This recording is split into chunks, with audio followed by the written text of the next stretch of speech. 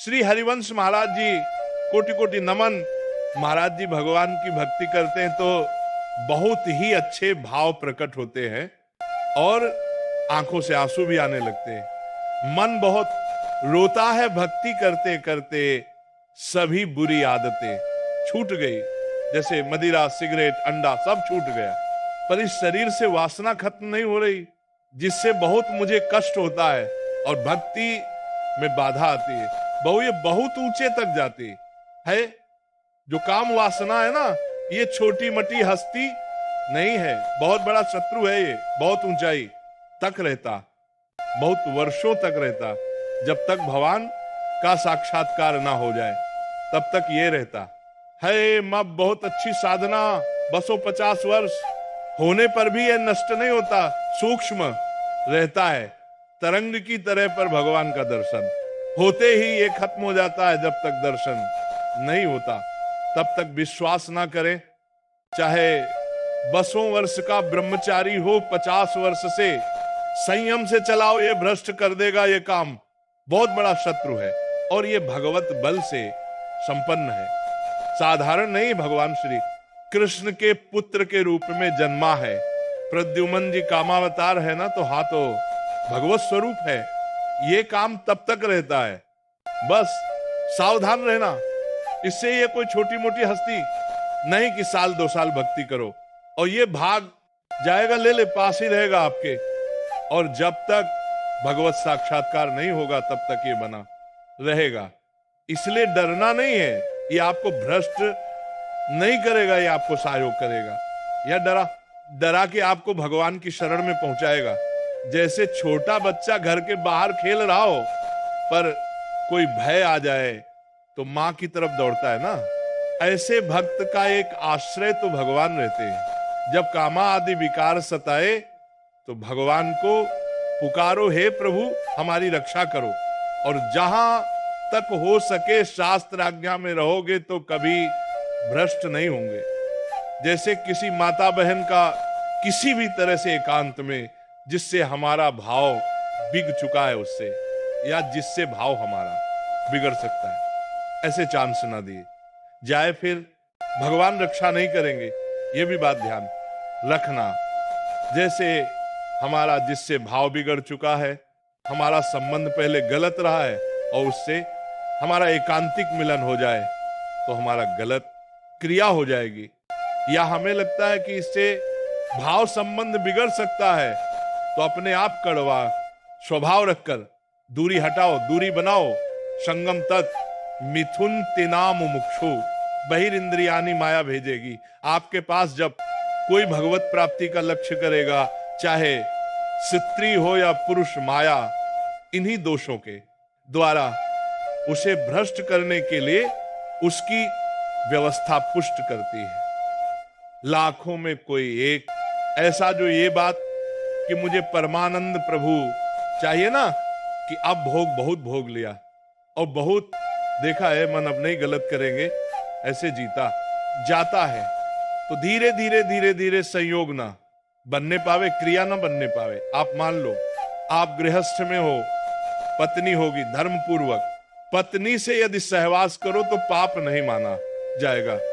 कभी ऐसी विकल होता है, आप नहीं सह पा रहे तो भगवान को नमस्कार करके धर्मपुर ग्रस्त में हो, लेकिन पराई माता बहन का अवसर भी आवे तो भी नहीं, तो भी ये बस ये कि आप हम प्राण त्याग सकते, लेकिन हम गलत आचरण नहीं कर सकते। आप बहुत बार प्रभु ऐसा हुआ, पर मुझे ऐसा अंदर से आवाज आया, नहीं भगवान परीक्षा ले रहा। हाँ, यही बात रखना चाहिए। यही बात अलग अलग तरह से लालच दे रहा है कि यह करेगा या नहीं करेगा, देखता हूं मैं। हाँ, तो उस समय भगवान की यही बात अगर दिमाग में रखोगे कि मेरी परीक्षा हो रही, तो आप पास हो जाओगे, फेल नहीं होगा। अगर आपने ये सोचा कि यार बढ़िया जुगाड़ बन गया, खान पान व्यवस्था, जो भी भोग सामग्री भगवान तो मिल ही जाएंगे, चलो इसे भोग लेते, बस फिर गया, फिर मिटिया में, फिर बाद में जानते हो क्या गलानी कराएगा ये मन, यार अब तो भ्रष्ट ही हो गया। अब तो भगवान तो मिलना नहीं, तो यार जितना फिर मौज लो, मस्ती लो, ऐसे ऐसे मन सिखाता है। बड़ी मुश्किल से मिले हैं। हाँ, अब नहीं, हाँ खुल गई अब। हाँ, बहुत धन्यवाद है। आप अच्छे मार्ग, सभी चीजें छूट गई, धीरे धीरे करके रह गई थी, 8-10 महीना हो गया है। बहुत भगवान से विनती करता हूँ, प्रार्थना करता हूँ, चले जाए चले जाए चले जाए जाए। हाँ, बट अभी थोड़े टाइम पहले पत्नी भी खूब रो रही थी, नहीं मुझे वृंदावन धाम चलो, धाम चलो। क्या मालूम राधा रानी ने सुन ली, इधर का प्लान बना लिया, आ गए जी आप, दर्शन भी हो गए जी, सब हो गए। बस ये बात ध्यान रखना कि इस मार्ग में चलने वाले को गिराने के लिए माया प्रश्न रखती है। सामने क्षमा, सालाना स्कूल में भी प्रश्न होते हैं, तो कभी भी हो सकता है अपना, तो ये ध्यान रखना। धर्म पूर्वक चलना, आप गलत मत चलना। अब लो निशानी, अब ना, अब तक जो हुआ आप समझ में आता है, धीरे धीरे धीरे। और सत्संग रोज सुनते रहना और नाम जप करते रहना, तो सत्संग और नाम जप ये तुम्हें गिरने नहीं देगा।